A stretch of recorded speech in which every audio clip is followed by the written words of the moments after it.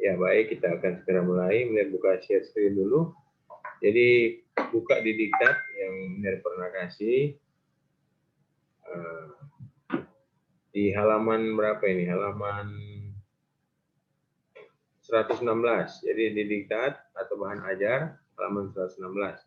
Jadi, mulai hari ini, nanti ada kumpul tugas hari Senin. Tugas yang tentang tugas besar yang bagian keberapa ini? Bagian ke-9. Jadi tugas besar bagian ke-9, pertama kalian membuat dulu tabel data jenis kapal yang kalian punya sesuai tugas. Kan di tugas dia sudah kasih data kapal kan? Jadi kalian bikin tabel, kemudian terjemahkan di buku Bambang Triatmojo bahwa kapal passenger 30.000 GT ini berapa panjangnya, berapa lebar, berapa draft kapal, berapa clearance. Jadi tabel seperti ini. Jadi kalau data kapal kalian 6, tentu tabel ini nanti ada 6 baris. Kalau data kapal cuma 4, seperti ini, nah tentu ada 4 baris.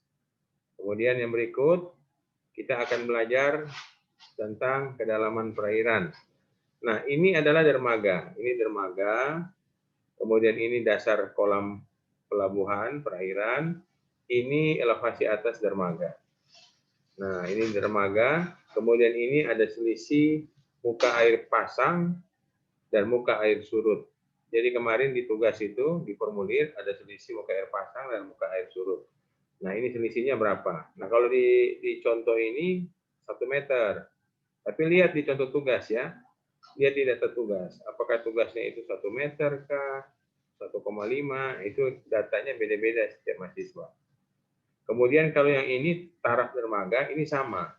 Jadi taraf dermaga itu dari muka air pasang paling tinggi, sampai ke elevasi teratas dari bibir dermaga. Jadi jaraknya 0,5 sampai 1,5. Kalian tinggal tentukan, mau suka 0,5 bisa, 1 bisa, 1,5. Tapi pilihannya harus jelas. Jadi jangan tidak ditulis.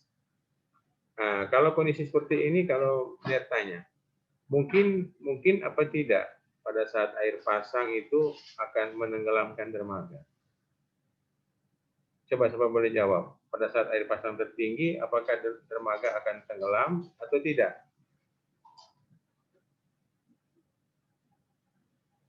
Coba Kevin Mangawe. Kevin lihat nih slide.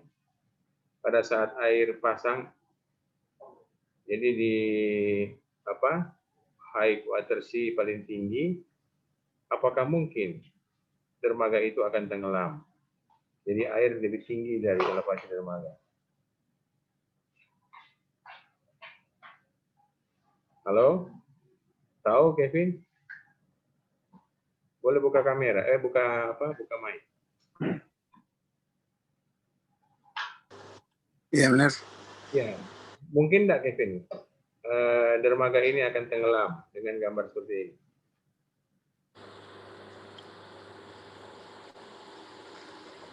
Ya, jawabannya kalau data beda pasang surutnya ini benar, tidak salah, ya yang pasti tidak akan tenggelam. Jadi taraf dermaga ini kalau di saluran namanya freeboard. Jadi ada free body atau daerah yang kering yang tidak akan pernah tenggelam pada saat muka air banjir, itulah yang disebut free body atau kalau di sini taraf dermaga. Jadi ini tidak akan pernah tenggelam asalkan data pasang surutnya benar. Nah, yang pernah kejadian, mungkin pernah cerita ke kalian, ada dermaga di Tobelo sana, mereka salah menghitung muka air pasang, jadi mereka mungkin data 1 meter, tetapi kenyataan di lapangan sampai 1,5, mungkin 2 meter.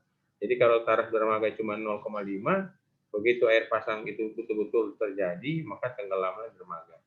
Nah, itu maksudnya. Kemudian yang berikut ini adalah saraf kapal atau draft. Jadi draft itu perhatikannya ini dari lunas kapal bagian bawah itu sampai di muka air yang terendah. Jadi muka air terendah ini kan di sini. Posisinya adalah dari muka air terendah atau surut terendah sampai bagian bawah dari landasan kapal ini itu namanya draft kapal. Kemudian dari bagian bawah draft kapal ini sampai ke dasar dermaga itu namanya clearance. Clearance ambil 0,8 sampai 1. Tidak ada aturan mesti pakai 0,8 ke 1. Yang penting di range itu. Ya kalau mau suka aman ambil 1. Tapi antara 0,8 dan 1 ada konsekuensi biaya. Kalau 0,8 pasti lebih murah dermaganya karena lebih pendek. Kalau 0,1 pasti lebih mahal karena lebih tinggi. Kemudian lanjut, sekarang kita masuk pada data kita. Nah, contoh, ini syarat kapal. Ini syarat kapal, ambil kapal terbesar ya. Jadi kapal yang kita gunakan adalah kapal yang terbesar dan cek berapa syarat kapalnya. Misalkan begini, kapal terbesar itu ada 2, kapal penumpang, passenger, dan kapal dry bulk. Nah, kedua-dua itu mungkin beratnya sama, tapi syarat kapal ternyata kapal dry bulk lebih panjang, lebih tinggi karena dia dapat 9 meter. Kemudian clearance-nya 1 meter. Nah, dengan seperti ini kita dapat peroleh H. Jadi ini H total 11,4157. Itu adalah syarat kapal tambah beda pasang surut 1 meter, tambah clearance 1 meter, tambah sepertiga tinggi ombak. Jadi sepertiga kali 1,25 itu yang dapat di depan, di H0 depan. Kemudian dapat 11,417 meter, hampir 11,5. Nah, di sini kita lihat modelnya seperti ini. Jadi nanti di daerah dermaga itu, kalau kita mau gambar, harusnya di atas sini, dari muka air paling pasang, paling tinggi, kita tambah lagi, nah kita ambil faktornya berapa, mau ambil jarak berapa, ya kan 0,5 sampai 1,5. Jadi tergantung kalian mau pilih berapa, pakai 0,5 atau pakai 1,5 boleh. Nah, ada kalanya kalau kita pakai 1,5, begitu kapal kecil yang merapat akan kesulitan. Begitu pakai 0,5, kapal besar yang merapat akan terasa jauh di bawah dermaganya, elevasinya maksudnya. Nah, kita tinggal pilih mana yang terbaik. Kemudian ini. Jadi untuk kedalaman perairan diambil 11,417. Nah, ini yang tadi saya bilang freeboard-nya. Jadi freeboard ini kalau di saluran itu istilah freeboard. Ya? Tapi kalau kita di pelabuhan istilahnya lebih tepat ini, taraf dermaga. Jadi terserahlah mau pakai kalian istilah apa. Tapi kalau taraf itu lebih kena ke dermaga, kalau freeboard itu lebih kena ke saluran. Tapi intinya adalah itu adalah permukaan kering yang tidak akan pernah tenggelam seperti yang cerita tadi. Jadi ini dapat. Kemudian ini kenapa jadi 12,417 karena sudah tambah 1. Tadi kan ini kan cuma 11, belum pakai clearance, tambah 1. Nah, oke. Setelah dapat itu, gambar semua, dermaga apa semua. Kemudian sekarang hitung alur pelayaran. Nah, lebar alur pelayaran ini kita akan menghitung berapa lebar kolam sebenarnya. Jadi kalau sisi ini, siapa yang bisa bantu? Yang miring ini apa? Miring ini apa? Miring kiri ini apa? Ada? Nah, biasanya kalau mau gambar, ini boleh miring. Ini namanya rubble mount, breakwater yang memiliki kemiringan. Kalau yang ini biasanya jangan gambar miring. Ini kan cuma copy paste dari Bambang Triatmojo. Jadi ini boleh digambar tegak. Jadi kalau ini dia breakwater, sebelah kirinya, sebelah kanannya kalian bisa gambar tegak bahwa itu adalah dermaga.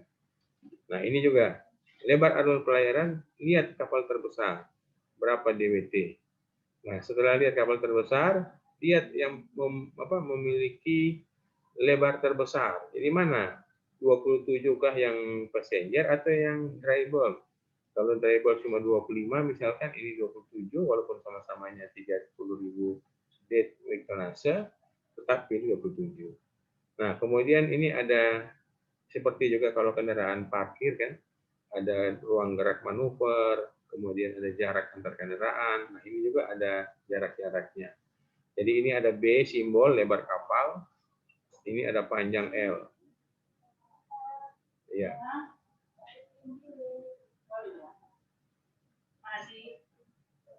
Nah, boleh lihat ya, ini ada D 27,5, L 230. L itu panjang kapal. Jadi untuk lebar alur pelayaran rumusnya ini. Oke. Kemudian untuk L, kalau kita masukkan angka-angka jadi 186,75 meter. Kemudian untuk dapat memutar, ini ada radius putar, ada jari-jari. Nah, di mana jari-jari, ini ada dulu rumus diameter. Jadi kalau ini diameter, ini jari-jari. 1,5 kali L dapat 280 sekian-sekian. Kalau pakai jari-jari 140 sekian-sekian. Jadi ini kalau di setengahnya. Nah, bisa lihat ini yang kuning ini adalah dermaga. Kemudian ini yang tadi L 186,75. Kemudian setelah itu yang kuning ini kita akan hitung kan, yang kuning ini berapa panjangnya. Nah, yang kuning ini kita hitung dengan rumus seperti ini. Jadi ada LP panjang dermaga sama dengan ini ada N kali panjang kapal yang ditambat, ada berapa kapal, kemudian jumlahnya berapa N atau berapa kapal. Jadi kita tinggal kali. Kalau kapalnya beda-beda ya harus dihitung masing-masing. Kita lihat contohnya ya di bawah. Nanti ada contoh, nah ini. Kalau yang ini adalah perhitungan jumlah tambatan. Ini data dari mana coba? Ada yang bisa bantu?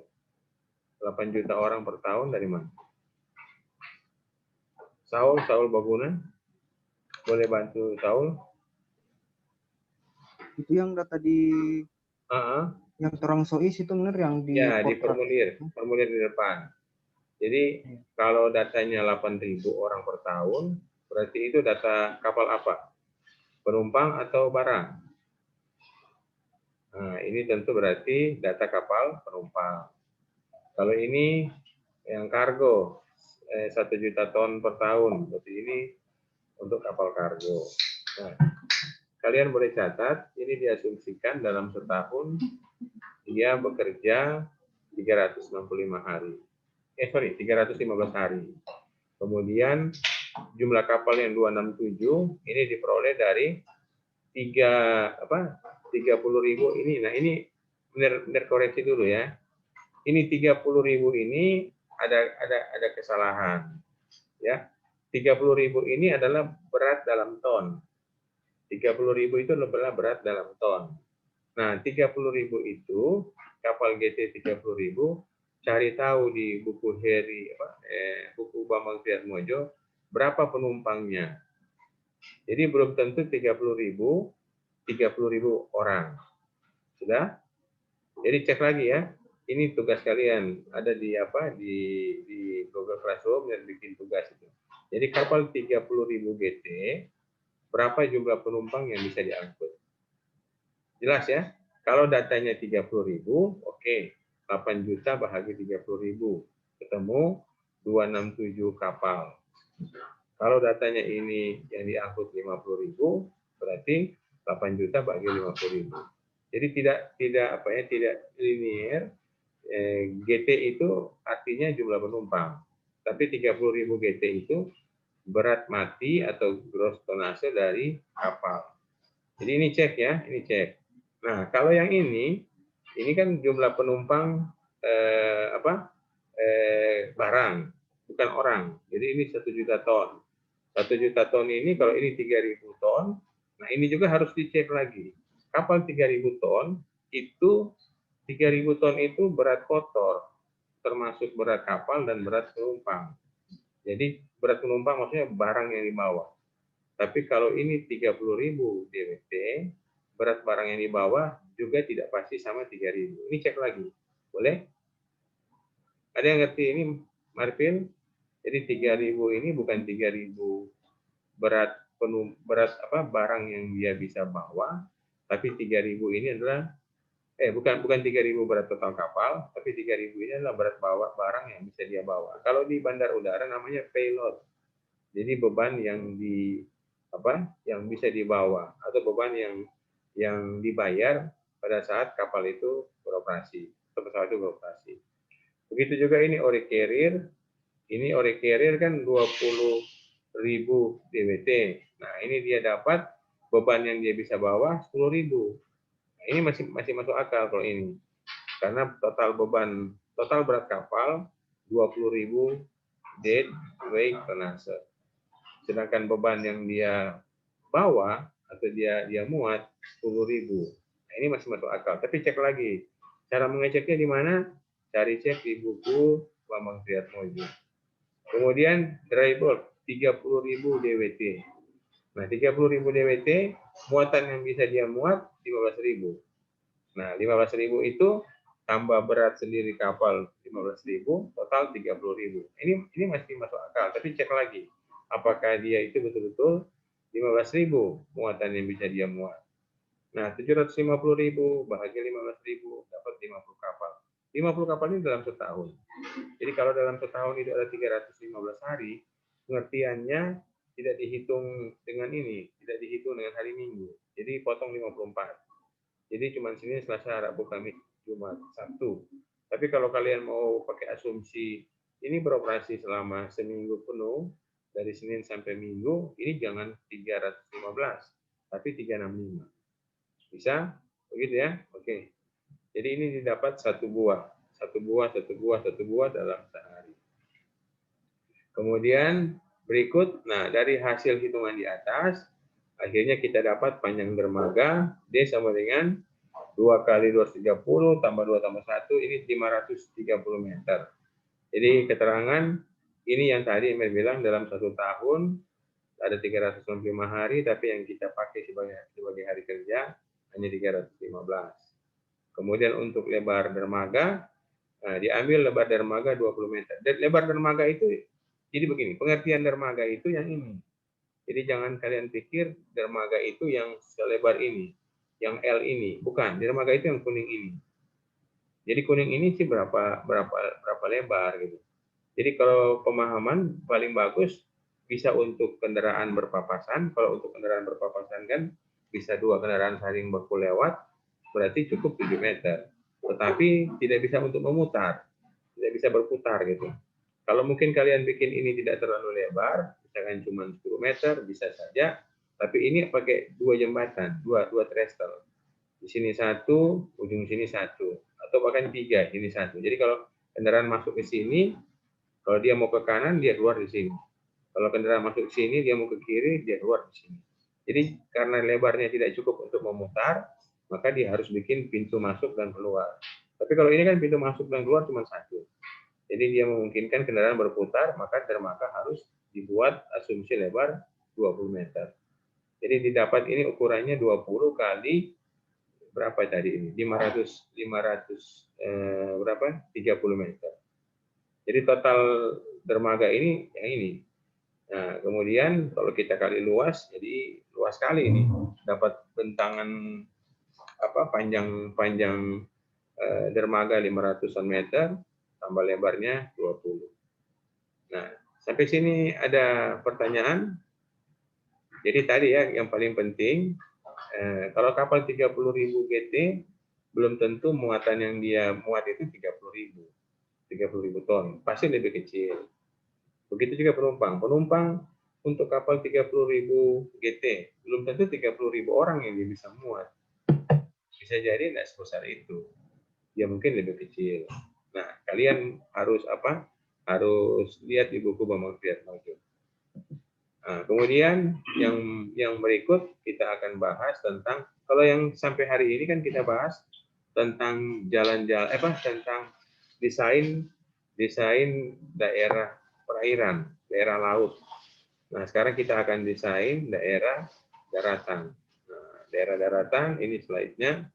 Jadi pertama kalian buat dulu bentuk dari dermaga. Nah, bentuk dari dermaga maksudnya modelnya seperti apa? Ini biar boleh, ini halaman berapa? 122, biar naik ke atas. Nah, di sini ada contoh-contoh dermaga, layoutnya. Jadi nanti kalian akan ditugaskan, coba buat layout dermaga. Nah, ini ada di sini, ada di bab sebelumnya, yang kemarin waktu awal kuliah, biar sempat skip atau biar sempat keselewat. Ini memang kasih lihat lagi. Nah, ini contoh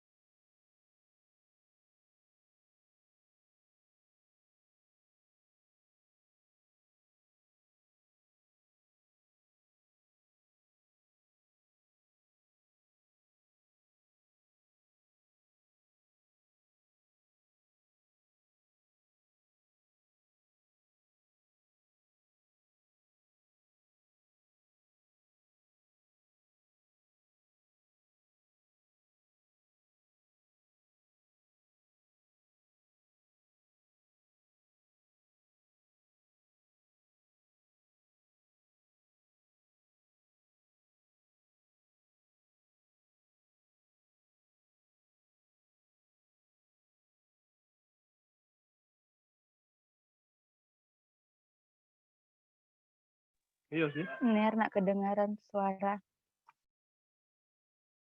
Ner udah simut Ner. Ner masih damut. Ya sudah.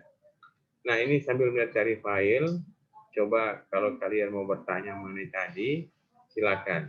Ner lagi buka tuh file gambar layout dermaga, supaya ada contohnya. Ini Ner lagi cari.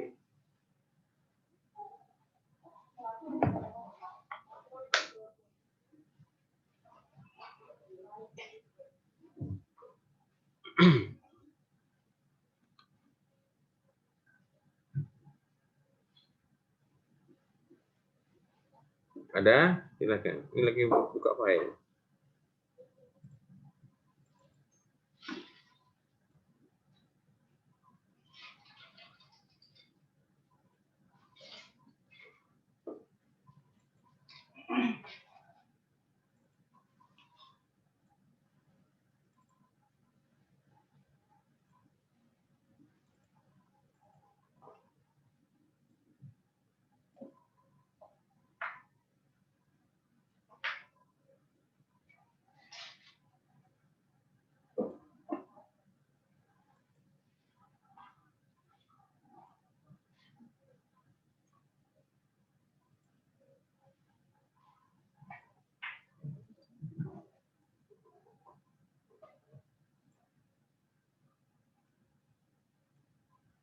Nah, Ner waktu itu pernah desain pelabuhan perikanan. Pelabuhan perikanan itu beda dengan pelabuhan laut. Jadi kalau pelabuhan perikanan khusus kapal-kapal ikan. Kalau pelabuhan laut itu khusus untuk kapal barang atau kapal penumpang. Tapi barangnya ini bukan barang ikan. Kalau pelabuhan perikanan di Sulawesi Utara di mana? Ada yang tahu? Yang pernah kalian tahu? Coba ada di mana? Pernah tahu? Ada? Pernah lihat di mana?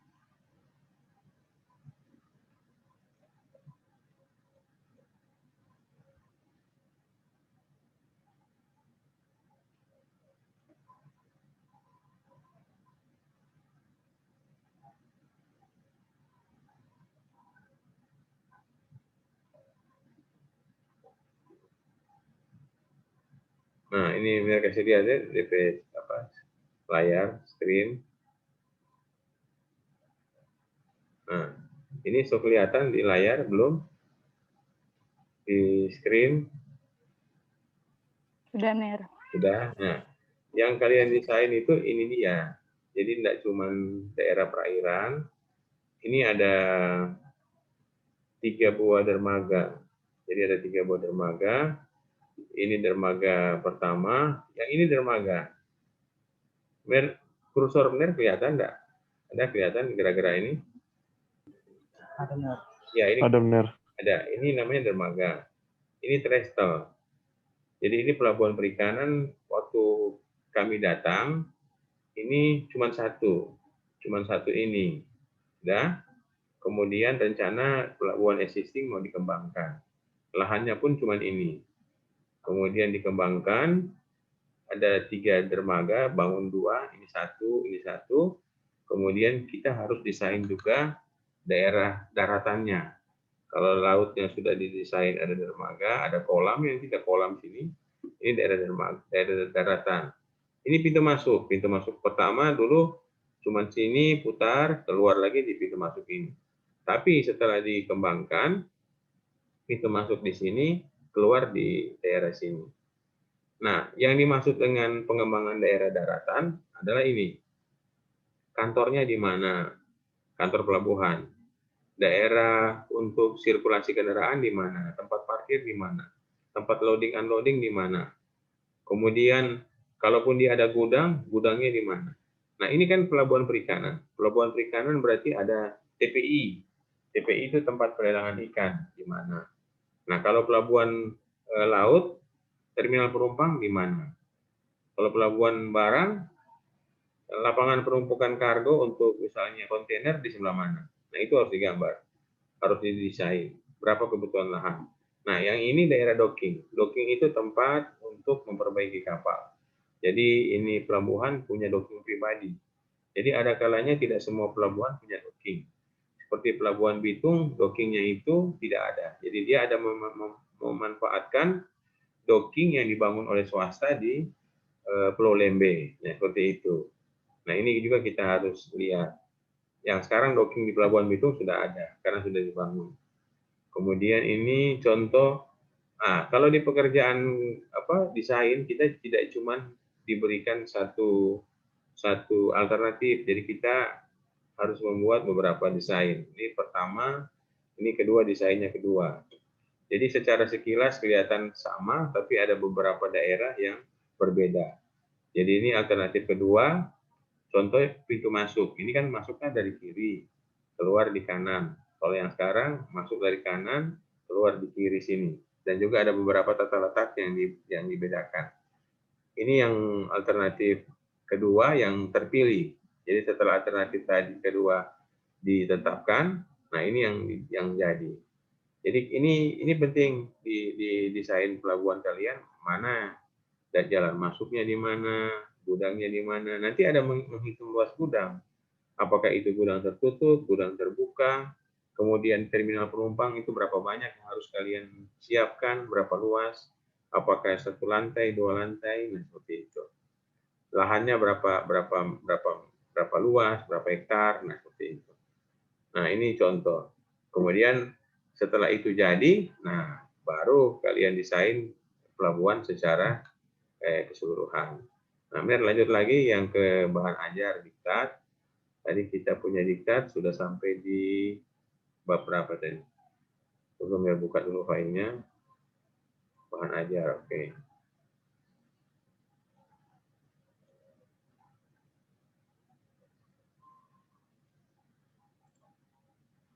Ya, ini bahan ajar di halaman berapa tadi? 200. Nah ini. Nah sini tadi. Oke, sudah sini lewat. Di tambatan sudah. Ini jangan, sekali lagi yang meringatkan yang baru join, ini jangan dipakai langsung ya. Jadi kalau 30.000 GT itu belum tentu 30.000 orang. Jadi perbaiki. Kemudian 3.000 GT belum tentu 3.000 ton yang dia bawa. Jadi 3.000 ton itu termasuk berat kapal. Yang dia bawa mungkin separohnya cuma. Berarti ini bukan 3.000. Kalau separohnya ya sekitar 1.500 kah atau 1.000 lebih. Nah, kemudian ini ore carrier barang juga 20.000 DWT. Nah, ini dia tulis cuma 10.000. Nah, ini masuk akal, tapi cek lagi di buku Bambang Triatmojo. Apakah betul 20.000 DWT barang yang dia bawa 10.000? Dry bulk 30.000 DWT barang yang dia bawa 15.000. Cek ulang. Nah, ini sudah. Kemudian kita dapat luasan dermaga. Kemudian yang berikut kita akan menghitung rencana jalan dalam kawasan. Nah, rencana jalan dalam kawasan seperti tadi. Yang saya kasih contoh itu pelabuhan perikanan. Kalian buat apakah bisa 4 lajur 2 arah atau 2 lajur 2 arah. Yang penting sesuai. Tidak ada sih target perhitungan ini menyesuaikan dengan jumlah kapal. Tapi yang pasti kalau menghitung desain gedung terminal menyesuaikan dengan jumlah orang. Desain gudang tertutup atau gudang terbuka menyesuaikan dengan jumlah barang. Kemudian ini pengerukan, kalau memang ada ya buat, kalau tidak ada tidak usah dibuat. Kan kalian anggap, kalian kejar kedalaman, misalkan contoh ya, di tugas ini kan 12,417. Nah, 12,417 itu berapa jauh dari garis nol? Berapa jauh dari garis nol untuk mendapatkan kedalaman minus minimal 13 meter. Berarti minus 13 meter ke arah laut itu berapa jauh? Nah, kalau kalian sudah dapat jaraknya sejauh misalkan 50 meter dari kontur nol ke arah laut, berarti kalian bikin trestle sepanjang 50 meter.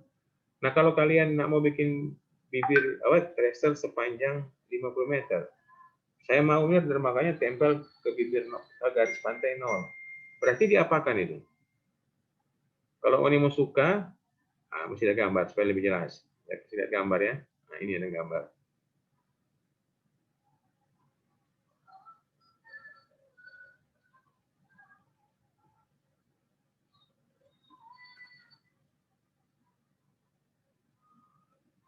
Perhatikan ini.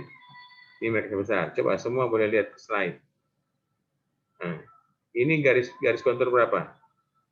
10 meter. Ini berapa? 20 meter. Yang 0 mana? Yang 0 yang warna coklat ini. Bisa ngerti? Nah, sekarang ini saya mau yang kuning ini dermaga, nggak pakai trestle, nggak pakai jembatan. Ini tempel di sini. Caranya bagaimana berarti? Berarti coba Marpil bagaimana? Supaya 0 ini jadi kedalaman minus 12,47. Saul berguna? Bagaimana Saul? Ini kan dia mengejar kedalaman 12, jadi ada di sini. Kalau dia nggak mau, dia bilang saya mau pelabuhannya biar di pinggir sini gitu. Berarti diapain? Supaya kedalamannya dapat 12. Dilakukan pengerukan. Itu maksudnya. Jadi karena kita tidak melakukan pengerukan, kita mau membuat dermaga sesuai di keadaan alam, di keadaan alam kedalaman minus 12, ternyata ada di sini. Nah, ini dia kalau kita hitung dengan jarak horizontal, perhatikan ya, jarak ini 280. Kira-kira kalau jarak ini setengahnya kan, berarti ini sekitar 90 meter. 90 meter panjang trestle. Dari darat, kontur 0, menuju ke kontur minus 12,4 sekian-sekian. Kalau ini kita mau bikin ini di darat, sini, berarti yang di sini kedalamannya harus kita keruk. Nah, kalau pengerukan kita lakukan, perhatikan, maka pada saat operasi pelabuhan, pasti kontur dasar laut itu akan kembali ke posisinya yang awal. Jadi pengerukan akan selalu dilakukan maintenance setiap tahun. Karena kan profil pantai bukan seperti itu, kita yang keruk. Jadi dia nanti akan kembali lagi. Pengaruh apa ya? Pengaruh karena gelombang, arus, dia bawa lagi pasir ke situ, sehingga yang kita sudah gali ini jadi minus 12 lebih, jadi kembali lagi bentuknya seperti sekarang. Jadi harus keruk terus. Nah, kalau kita tidak mau seperti itu, kita buatlah kedalaman pelabuhan itu di pas minus 12, tetapi dermaga ini agak jauh. Nah, untuk menghubungkan antara dermaga ini, kita menggunakan yang disebut jembatan, atau kita namakan trestle. Sampai sini ada pertanyaan? Ayo. Sudah jelas? Jadi pengurukan itu diperlukan atau tidak, tergantung posisi pelabuhan yang akan kita bangun, dermaga yang akan kita bangun. Oke, sudah ya. Sekarang berlanjut. Lanjut, di pengurukan atau tidak, sudah selesai. Sekarang masuk di sesudah pengurukan. Nah, sekarang kita membangun fasilitas-fasilitas yang ada. Fasilitas yang ada seperti tadi saya sebutkan kan, ada kantor. Jadi kantor pelabuhan itu kita sebut juga bahasa di perhubungan Syahbandar. Kantor Syahbandar itu kantor administrasi pelabuhan. Nah, kalau pelabuhan ini pelabuhan internasional, tentu ada kantor bea cukai. Kalau dia cuma pelabuhan lokal, antar provinsi, antar kabupaten, tidak ada ke luar negeri, tak perlu ini bea cukai. Kemudian kantor kesehatan, kemudian kantor imigrasi, kemudian kantor buruh pelabuhan, kemudian kantor pelabuhan secara teknis. Kalau ini kantor administrasi, kalau ini yang urus teknis. Misalkan tadi kalau mau maintenance pelabuhan, pengerukan, dan sebagainya, itu mereka yang lakukan.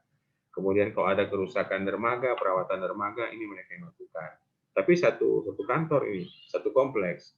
Kemudian fasilitas pendukung, ada air bersih, ada listrik, telekomunikasi, bahan bakar. Nah, bahan bakar ini suatu pelabuhan itu harus punya SPBU khusus untuk kapal. Karena kapal kalau dia merapat, dia sekaligus bongkar muat, sekaligus juga mengisi bahan bakar, sekaligus buang sampah-sampah, buang air kotor, itu yang diterima dia tidak buang di laut, tapi ada yang menampung dan nanti akan dibuang ke tempat pembuangan akhir. Kemudian kalau air bersih, dia akan terima juga air bersih. Juga kalau penumpang yang bertujuan ke situ turun, yang mau berpergian lagi naik, nah seperti itu. Kemudian ada fasilitas pemadam, kemudian ada drainase pembuangan sampah. Kemudian ada personel pendukung. Kalau dia, nah ini jalan raya. Ini jalan raya ada dua, jalan raya yang di luar yang merupakan jalan milik pemerintah, kemudian jalan yang ada di dalam. Jalan yang di dalam itu jalan milik dari pengelola pelabuhan. Misalnya kalau pelabuhan itu punya pemerintah, ya berarti jalan pemerintah juga. Tapi kalau pelabuhan itu punya swasta, berarti jalannya yang punya swasta juga. Kemudian kereta api kalau ada. Kemudian kapal-kapal kerja seperti kapal tunda, kapal yang membantu kapal-kapal yang beroperasi di pelabuhan tersebut untuk merapat ataupun untuk berlabuh, untuk keluar, tambat dan sebagainya. Kemudian fasilitas perbaikan kapal itu apa? Docking kalau ada. Nah, kalian nanti yang kalian harus bangun apa saja sih yang harus saya gambar di daerah darat. Nah, daerah darat ini dia semua. Kalau di daerah laut kan breakwater, dermaga, kemudian layout atau tampak atas dari pelabuhan seperti tadi, kemudian gambar olah gerak kapal, penampang melintang, penampang memanjang, kemudian potongan-potongan melintang dari breakwater. Itu kalau di laut. Gambar pasang surutnya juga. Kalau di darat, nah ini digambar. Seperti contoh tadi yang ada di apa? Yang ada di ini di file Word tadi yang pelabuhan perikanan. Nah, ini yang pelabuhan perikanan ini contohnya, seperti ini. Kalian harus gambar semua. Mana yang merupakan tempat air bersih, mana yang merupakan bahan bakar. Nah, ini ada gambar tangki-tangki bulat ini ada dua. Ada yang air bersih, ada yang bahan bakar. Nah, kemudian lanjut. Sekarang kita masuk sesudah di pelabuhan layout, kita akan pindah di desain dari dermaga itu. Nah, desain dari dermaga itu ada di slide ini, Ban Ajar. Nah, lanjut terus. Nah, ini kita bikin kesimpulan, rangkuman. Jadi kapal kita yang akan kita tambat atau akan berlabuh di pelabuhan ini, spesifikasinya seperti apa. Tulis seperti yang di atas tadi. Kemudian lanjut, kita akan pindah ke desain dermaga. Nah, ini kalau di dermaga, kita akan masuk mulai pertama adalah jenis fondasinya apa. Kemudian yang kedua, tulangannya baik kolom maupun balok sampai plat. Nah, kemudian kita juga mendesain fender. Fender itu adalah karet peredam atau pelindung tumbukan atau hantaman antara kapal dan dermaga. Jadi kalau kita lihat di kehidupan sehari-hari sekarang, kebanyakan fender itu mereka ganti dengan ban kendaraan, yaitu ban truk. Tapi kalau di dalam desain jembatan yang betul, desain pelabuhan yang betul, itu bukan berupa karet ban atau bukan berupa bekas kendaraan, tetapi itu adalah fender yang memang terbuat dari karet yang dijual secara fabrikasi. Ada gambarnya nanti boleh lihat. Ada bentuk fender. Nah, bentuknya seperti apa? Trapesium tapi dipasang di bibir dermaga. Nah, kemudian kita akan tadi sudah ya tentang itu, tentang apa? Desain pelabuhan, perairan maupun desain pelabuhan di daratan. Nah, sekarang kita akan lihat kinerja atau performa dari pelabuhan. Nah, kinerja atau performa pelabuhan bisa kita lihat sebagai berikut. Ini benar mau buka DP file. Jadi apa sih yang merupakan kinerja dari pelabuhan? Nah, ini benar pernah susun skripsi untuk mahasiswa. Jadi ada mahasiswa yang bimbing. Jadi dia menghitung berapa kinerja dari pelabuhan Laut Bitung. Jadi kalau kalian nanti sudah selesai mata kuliah dan ingin ambil tugas ataupun tugas akhir tentang pelabuhan, kalian bisa bikin salah satu judulnya seperti ini. Ini biar lagi buka. Nah, ini skripsi. Contohnya adalah evaluasi kinerja operasional Pelabuhan Manado. Sekarang ada yang tahu apa arti kinerja? Ini Pelabuhan Manado berarti kan pelabuhan existing. Kalau pelabuhan existing itu bagaimana? Pelabuhan lama atau pelabuhan baru?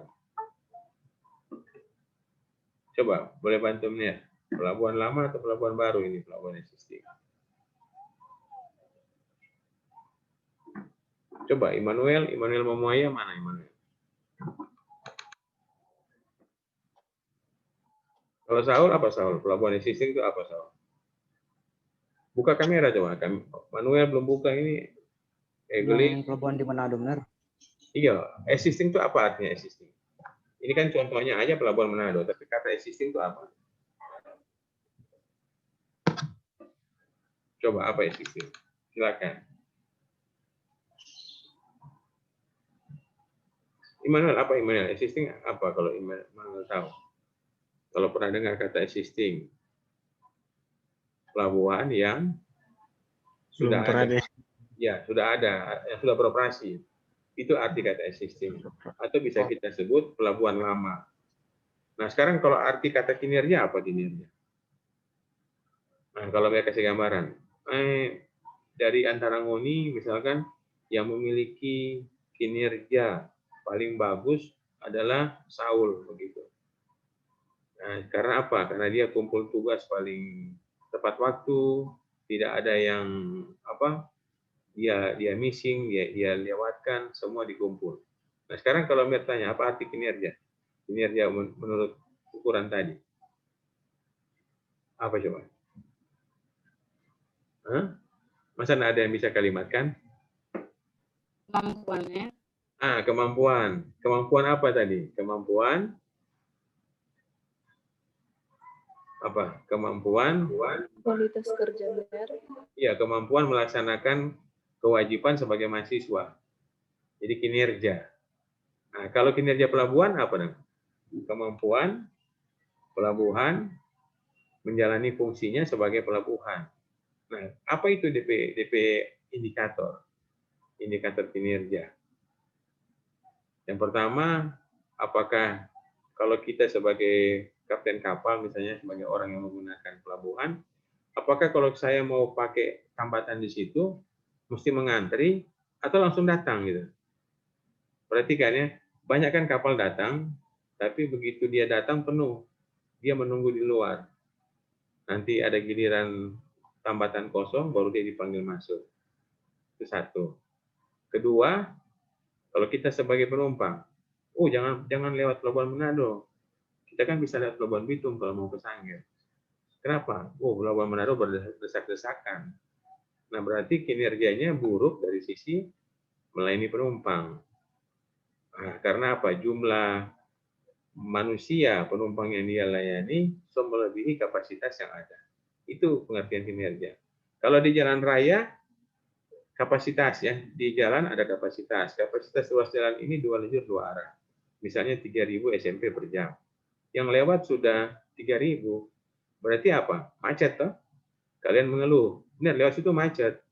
Berarti kinerja jalan itu buruk.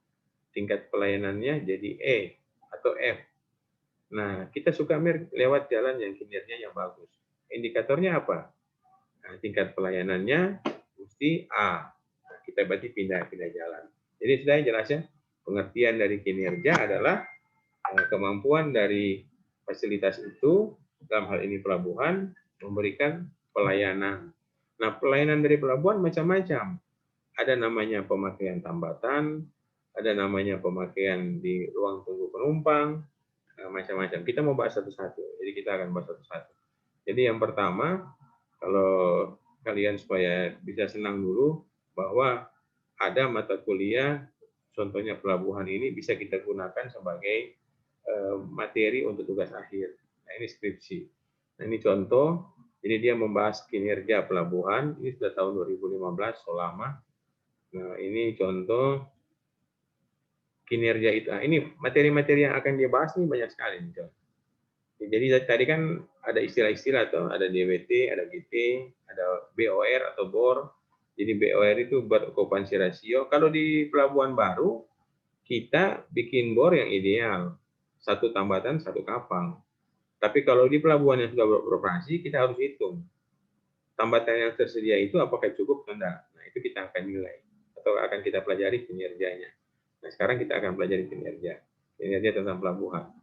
Jadi ini skripsinya tentang itu. Ya, apa yang akan dia bahas? Jadi dia akan menentukan apakah kinerja pelabuhan laut ini masih baik atau sudah tidak baik. Tentu ada standar, ada yang dia bandingkan. Dia bandingkan terhadap apa? Dia bandingkan terhadap aturan dari pemerintah. Nah, ini langsung saja di kinerja. Ini ada teori definisi pelabuhan. Itu kita sudah pelajari. Nah, ini langsung di kinerja. Nah, ini apa itu kinerja? Nah, ini kinerja adalah, nah ini kalau tadi kan tingkat kemampuan atau tingkat keberhasilan, pelayanan, penggunaan fasilitas yang ada di dalam pelabuhan maupun peralatan dalam periode waktu tertentu yang dinyatakan dalam satuan waktu, ada juga satuan berat. Jadi kalau satuan waktu dalam satu hari, apakah dia kapasitasnya cukup atau melebihi, kemudian dalam satuan berat, apakah berat yang dia layani itu melebihi kapasitas, atau dalam satuan perbandingan persentase ya seperti VCR.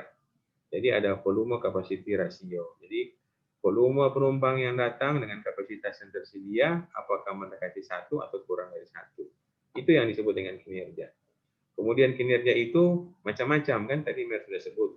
Jadi ada kinerja tentang bagaimana pelayanan kapal, bagaimana pelayanan barang, produktivitas bongkar muat, kemudian kinerja tentang penggunaan fasilitas pelabuhan, apakah itu kalau penumpang ruang tunggunya bagaimana. Kalau pelabuhan itu padat ramai, pasti ruang tunggunya penuh. Nah, ruang tunggu penuh itu ya kinerjanya boleh dianggap buruk karena semua penumpang itu bahkan ada yang di luar karena tidak dapat tempat duduk. Tapi kalau semua penumpang pengertian penuh masih ada dalam batas kapasitas di bawah, nah itu berarti masih kurang dari 1.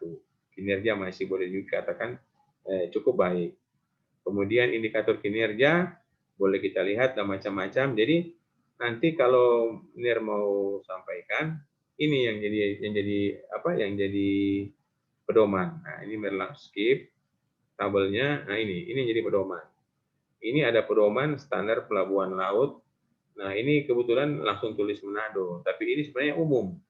Jadi ini umum, ada di seluruh pelabuhan di Indonesia.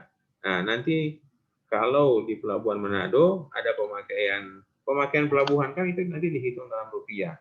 Jadi pelabuhan itu yang menyediakan administrator pelabuhan. Seperti kalau Pelabuhan Manado, Syah Bandar Pelabuhan Manado itu adalah pemerintah, Kementerian Perhubungan. Kemudian penggunanya atau usernya adalah bisa kapal pemerintah PLN, bisa kapal pelayaran yang diusahakan oleh swasta. Nah, mereka itu bayar. Nah, bayar apa? Pemakaian dermaganya berapa lama? Berapa banyak yang akan mereka turunkan naik kalau itu barang. Dan itu akan ada charge-nya atau ada biayanya. Nah, itu kalau setiap kota pasti beda. Harga pemakaian bahan di Manado dengan kota lain pasti beda. Karena berdasarkan harga bahan yang ada berlaku di daerah tersebut. Nah, kalau ini simbol nilai kerjanya seluruh Indonesia sama tetap. Contoh ya, fasilitas dermaga. Jadi ada berth rope, ini ada BTP singkatannya, nilai kinerjanya adalah 20 ton per meter kubik per meter. Jadi 20 ton ini maksudnya 20 ton dalam satuan kubikasi volume per meter panjang dari dermaga. Kan itu kalau kita turunkan, itu penggunaannya barang itu pasti taruh di dermaga dulu. Kemudian sesudah taruh di dermaga, ada kendaraan pengangkut akan dipindahkan ke gudang lapangan penumpukan, apakah gudang terbuka atau gudang tertutup. Nah, ini semua yang akan kita pelajari, yang akan kita jadikan sebagai standar untuk perhitungan kinerja. Nah, kinerja kalau dari atas ini, dari kembali lagi ke atas, kita bahas satu-satu. Jadi yang pertama, kinerja arus kapal. Kinerja arus kapal terdiri dari waktu pelayanan di perairan adalah sejak kapal mulai buang jangkar sampai ikat tali di tambatan. Nah, ini komponen-komponennya. Yang pertama adalah waiting time, adalah waktu tunggu. Tadi yang seperti Mer sudah jelaskan ya, kalau itu pelabuhan sibuk, pasti waiting time-nya ini tinggi. Dan waiting time yang tinggi ini pasti sudut pandang dari pengguna, apakah itu kapten kapal, nakoda, ataupun penumpang pasti dianggap jelek. Karena kan setiap orang suka dilayani cepat kan. Begitu sampai di pelabuhan, langsung pakai tambatan, langsung bongkar muat, isi air, kemudian isi bahan bakar dan sebagainya, kemudian isi penumpang yang baru, kemudian berangkat lagi. Tapi kalau ini tertunda karena menunggu, nah itu pasti kinerjanya buruk. Nah, ini contoh Waiting time di sini adalah waktu kapal menunggu pelayanan tambatan. Jadi kalau waktu tunggunya lama, ya jadi pasti dianggap kinerjanya buruk. Kemudian yang kedua ada postpone time, yaitu waktu tertunda yang tidak bermanfaat selama kapal berada di perairan pelabuhan atau selama berada di lego jangkar sebelum dan sesudah melakukan kegiatan yang dinyatakan dalam satuan jam. Jadi ini juga kita bisa hitung. Satuannya apa? Satuannya dalam jam ataupun dalam satuan durasi jam. Kemudian approach time, yaitu waktu yang digunakan atau jumlah jam yang digunakan selama pelayanan pemanduan. Jadi ada kapal pandu, toh? Ada kapal pandu itu atau kapal tunda, dia yang membantu kapal dari luar perairan lepas masuk ke dalam kolam perairan yang tadi kalau kita punya desain yang masuk ke kawasan dalam kolam itu breakwater. Nah itu dipandu berapa lama approach time-nya. Kemudian, nah ini waktu itu mahasiswa itu menghitung semua. Nah, ada yang dia survei secara sekunder, ada yang dia survei secara primer.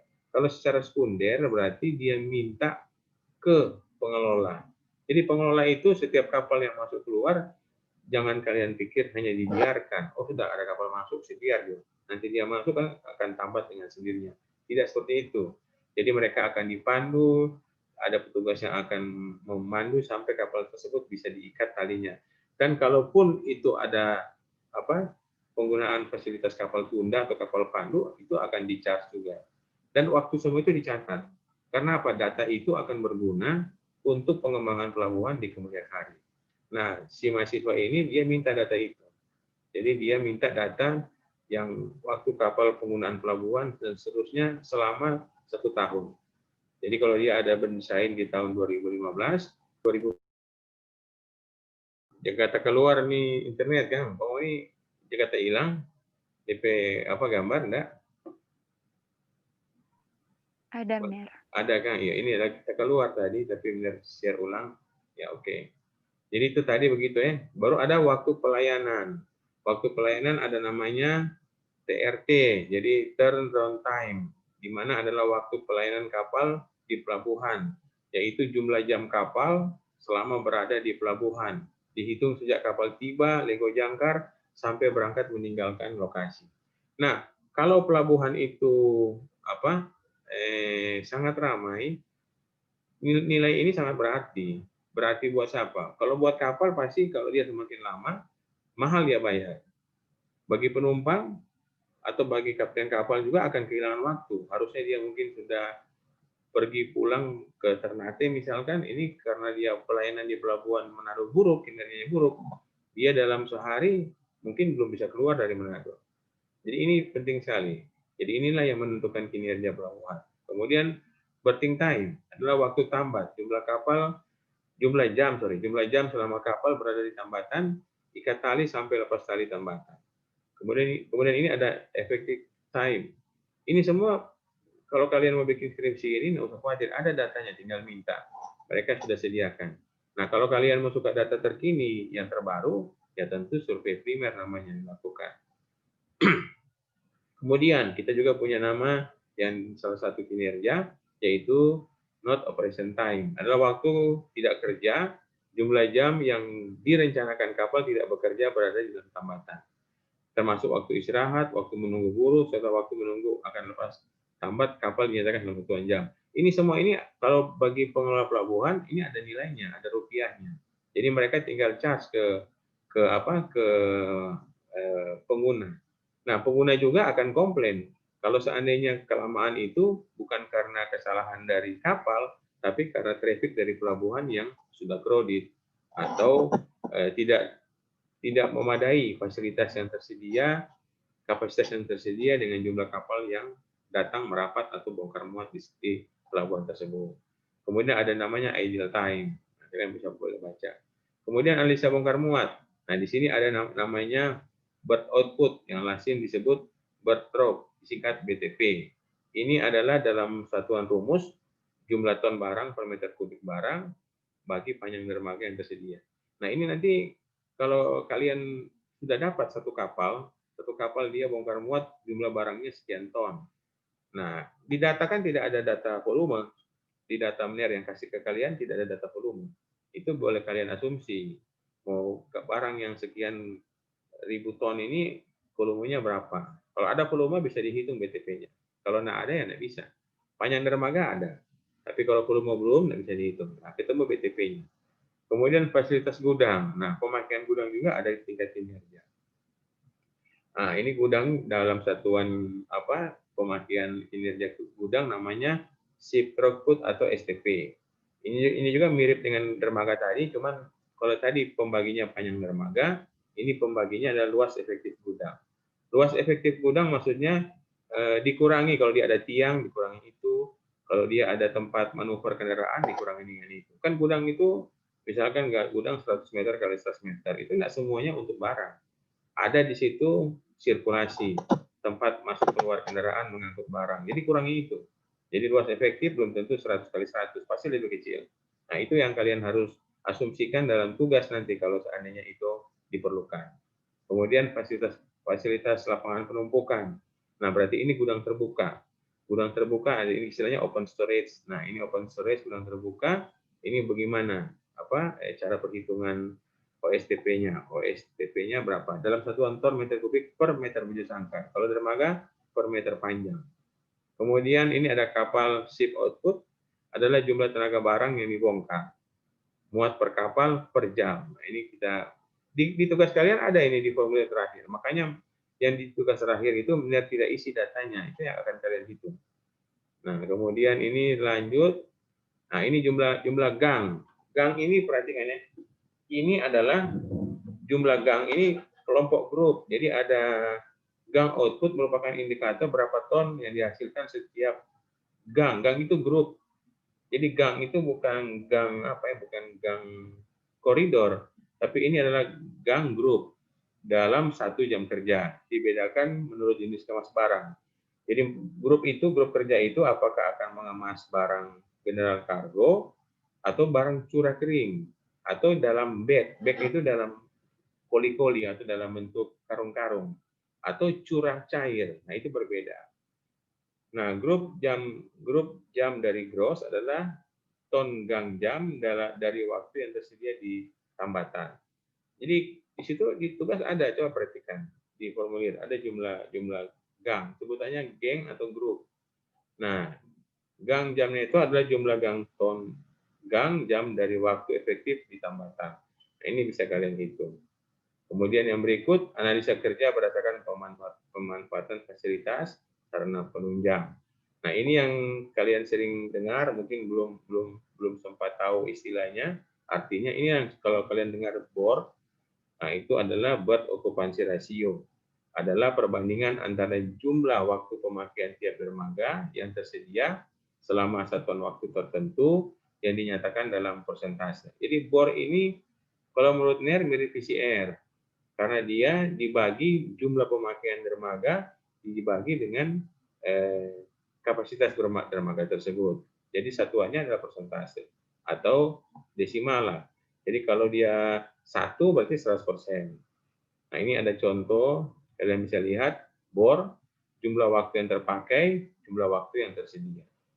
Jadi disediakan waktunya sekitar misalkan sekian jam.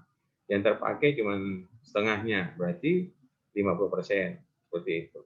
Nah, kemudian dermaga yang terus-menerus, tambatan dermaga tidak terbagi atas beberapa tempat tambatan. Nah, ini kita lihat ada namanya length overall atau LOA. Ditambah 5 meter sebagai faktor pengaman muka belakang. Ini BOR-nya adalah panjang kapal plus 5 tadi sebagai